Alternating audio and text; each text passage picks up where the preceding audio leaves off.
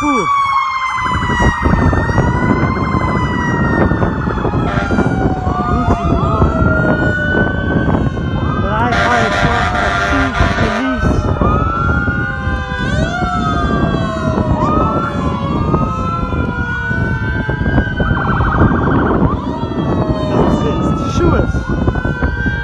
Jam, was ik al.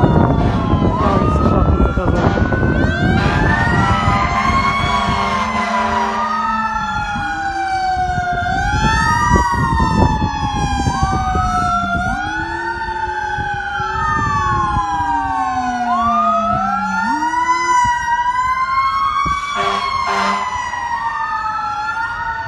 Die voeten zo. Die voet links, die voet rechts. Is het al.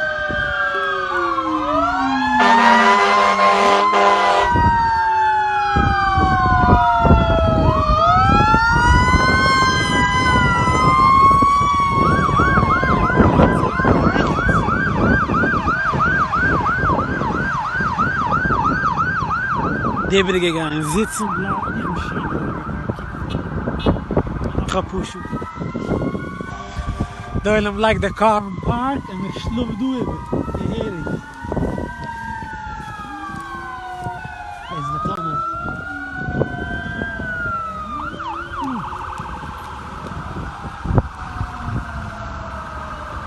Come on, the UPS package at the shop coming on time out. Sorry for the delay. Snow was expected in the Hudson Valley Thursday afternoon, but it came in surprising amounts and intensity. Many roads were at a standstill, others closed, and several not yet plowed or sanded when commuters hit the streets earlier than usual for the evening commute. Some officials say the state needs a better response to such storms, while others admit they can do a better job of coordinating response at the local level.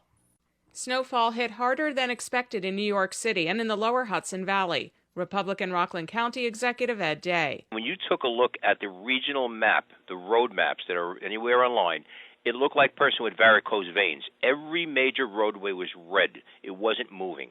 And the bottom line is that when we looked at the major arteries, all the state arteries we had here in Rockland County, 59, 304, 306, 202, the Thruway, the Tappan Zee Bridge. I mean, these are major arteries, 87, Route 6. These are all, and in 119 in Westchester even.